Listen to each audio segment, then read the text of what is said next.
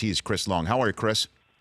Hey, I'm doing well. How are y'all doing? I am doing better for chatting with you. Appreciate you calling in. Let's start, I guess, first and foremost with where you were watching the events unfold in your hometown and in your college campus years. Where were you watching what was unfolding in Charlottesville, Chris? Yeah, I mean, it was a hard week. It was a hard week for, America in general, but, being from Charlottesville, being a tight-knit community, certainly not a community that wants to stand for the type of hate that was being spewed there.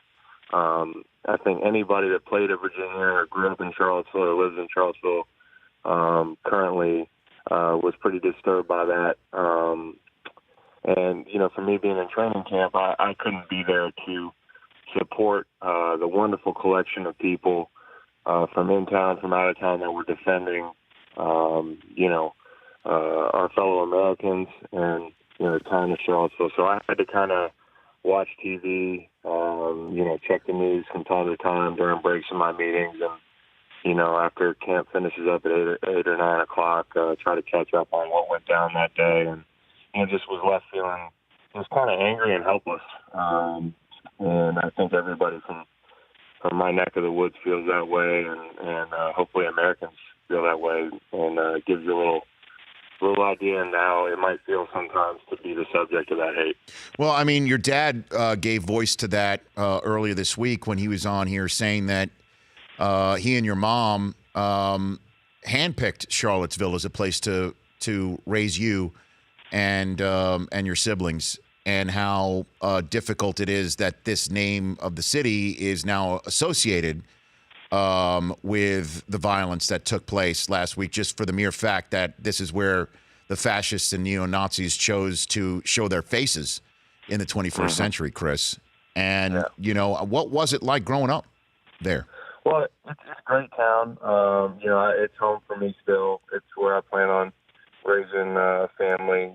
My son Waylon, walks around right where all that stuff went down, and that's what makes it even hit home a little bit more. And, at the end of the day, as selfish as it is to just think it's just about Charlottesville, because you do feel violated when you see that type of fringe mentality, hopefully fringe mentality. I mean, who knows at this point, but in our country, kind of manifests itself in one place, and it happens to be your hometown. You feel violated for sure, but you have to remind yourself it's not really about Charlottesville. It's about America, and the fact that this stuff even exists, it doesn't make it any more unacceptable that it happened in my hometown or in our hometown. And, it might be for somebody who already thinks he's awake to the issues that are going on in our country. It's an extra wake-up call. Chris Long of the Philadelphia Eagles joining me here on the Rich Eisen Show. Let's turn to last night. How did you set up, I guess, if you will, what you were doing with Malcolm, or what Malcolm was going to do, and how you joined him? Chris, how did you approach that? Obviously this is a hot button topic where everybody has a take on, the national anthem and our flag and some of the protests that have occurred during it. And, I'm one of those people that have said always, and you can call it a cop-out if you want, but I'm just speaking the truth, which is that I would never kneel for the anthem, but I have respected the activism and action that somebody like Colin has taken off the field, away from the anthem. The anthem started the conversation, and he's followed through with activism and action. And, Malcolm Jenkins is one of those guys that is leading from the front, and he has his own deviation of a protest or whatever you want to call it, a conversation piece. And he's leading from the front. And if you read up on the stuff he does off the field, I think it's admirable. And I think we need more people that walk the walk and talk the talk. And, it was a long week for me being a white male from Charlottesville and having to explain to people the reason why all that hate gathered there is because I believe that it's a progressive city, a city with common sense that's taking the steps to right the wrongs of history, and people were feeling insecure and showed up there. But for me, I felt like I've always tried to do things off the field that promote equality, but this week I thought maybe a symbolic gesture might be, what was poignant for me personally. And I approached Malcolm and I said, I don't want to steal your thunder. I don't want to step on your toes, but I'm here to support you. And you being a black male in America, I can never imagine what that feels like in the face of this stuff. But I'm here as your ally. I'm here to support you. And gosh, I mean, you would think it's a simple gesture. I don't think you deserve a medal for making a simple gesture, but people have been positively touched by it, and I guess that's where we are in this country. That, you know, just putting your arm around somebody, which is not something that takes that much effort, can make that much of a difference. And I hope it inspires some people to get together on this thing. And so, after that moment happened, did you share a word with Malcolm after the national anthem was over? I just told him I appreciate him giving me the opportunity to support him. Because this isn't something that I struggle with day to day. As far as being the subject of that hatred or institutional racism or white supremacy, it's not something that I deal with.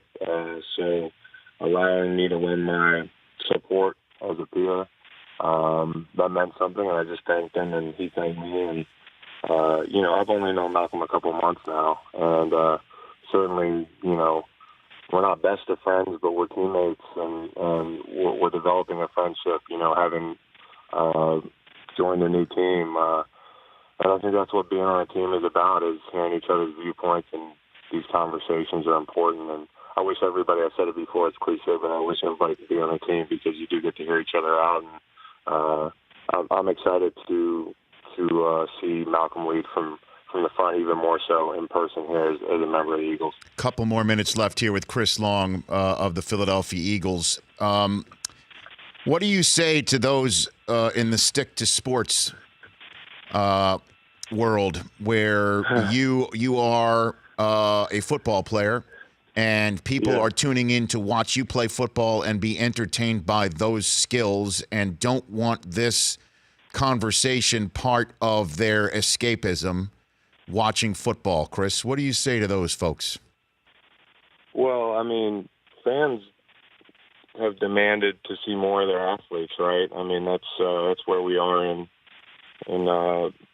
2017, and you want to know more about your favorite players. You want to know about their personal life. We've got social media. We place a lot of pressure on players to be role models, and that includes sometimes tackling tough issues that might be uncomfortable and starting uncomfortable discussions. And I'll never tell a fan on Twitter, unless I'm being sarcastic or just being a joke, to stick to whatever they do for a living. We can all talk about the tough issues that are at hand in our country right now. And athletes certainly don't need to be put in a box. And I will say this: I don't consider this a difficult thing to do. I don't think it deserves praise. Supporting your peers, supporting your fellow Americans, I think that's the bare minimum. And I'm here to do it. And mostly the reception's been very positive, so I don't want to act like I'm really getting taken through the ringer here. There are some people that say they don't want politics in sports. I don't remember a time where fighting white supremacy was a political issue, but evidently it is for a couple of people in this country, and that's unfortunate. Yeah, I'm with you. There's only one side, Chris. There's only one side, and I'm glad to be on it with you and that you're on that side. And, just the simple act of just throwing your arm around somebody and that moment says so much. It says so much about you, says so much about your team, and it says so much about our society that does stand out. And I just wanted to say, way to go. Essentially. Yeah, I appreciate it. And Rich, I know you're out of time, but I think there's a lot of good people in this country, and and the reception kind of reaffirms that. And I think, if everybody just fights for that unity and comes together on these tough issues and hear each other out, that's why I have hope. That's why I stand for the anthem, and that's why I love this country. And you can love this country and want it to improve as well. Well, look, I look forward to the next time. I'll ask you all those pedestrian questions like how's Carson Wentz doing and how's the NFC East different from the AFC East? He's awesome. We could just do a deep dive into sports next time, Chris. How does that sound? We will stick to sports next time.